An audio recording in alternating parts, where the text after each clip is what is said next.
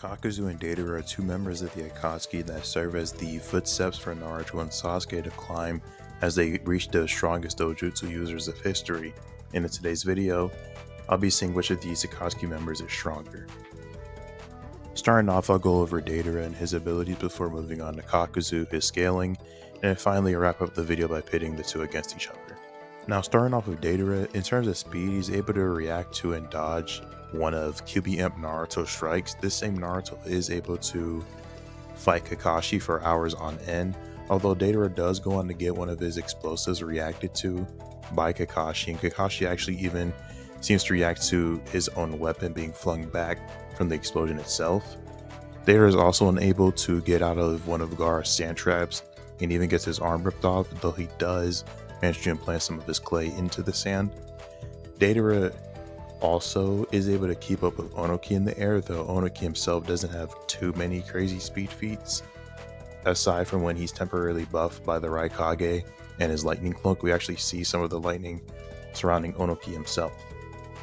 Lastly, Deidara isn't able to fully outspeed heavy Sasuke and admits that he's fast before having to shift into a more aerial style of combat to directly counter Sasuke. We know this is true since Naruto is actually stated to be a bad matchup for Deidara, and we see that Neji struggles quite a lot with Kidomaru and his long-range arrows and whatnot.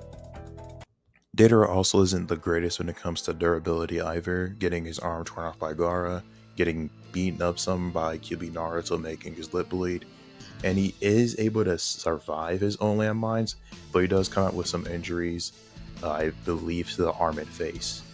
Honestly, I think Deidara's intellect is actually pretty underappreciated. He's able to use Gaara's love for the Sand Village against him by dropping C3 and making Gaara go into a more defensive position so that Deidara could use Gaara's sand against him to blow him up.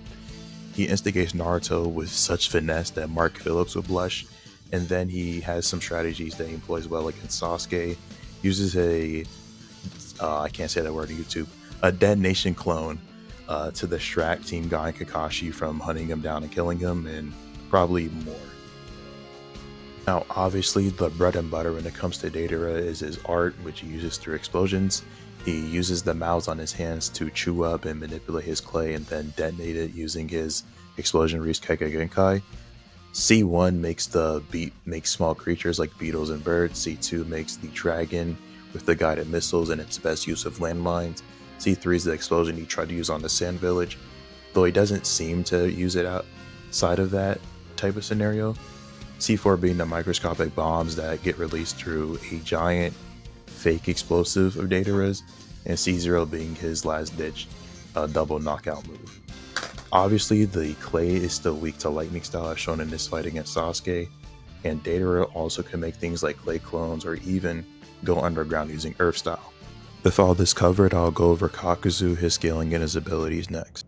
On an overall level, Kakuzu is noted to be a tough enemy by Kakashi. He's also able to keep up physically with Hidan when he's possessed by Shikamaru's Shadow Possession.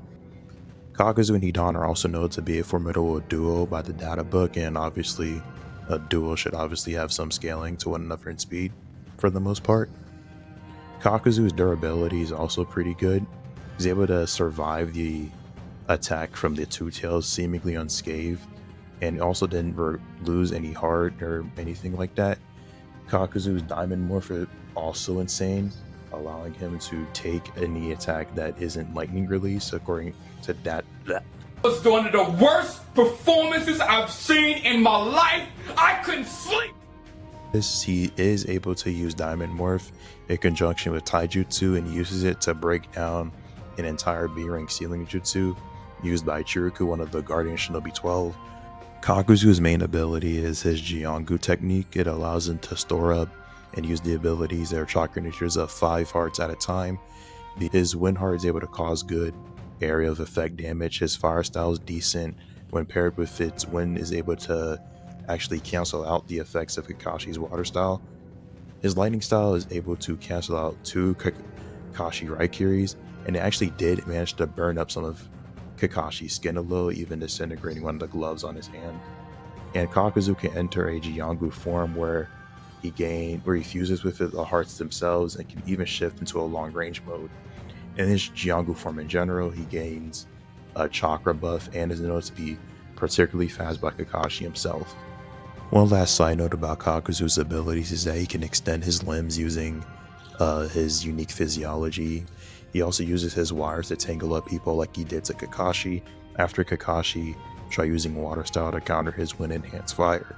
The last thing I'd like to go over in regards to Kakuzu is his intellect. His third data book profile actually has an entire section dedicated to going over his power of analysis, and he's quite experienced, being 91 years old, so he'll definitely have a bit of an experience gap on Deidara here.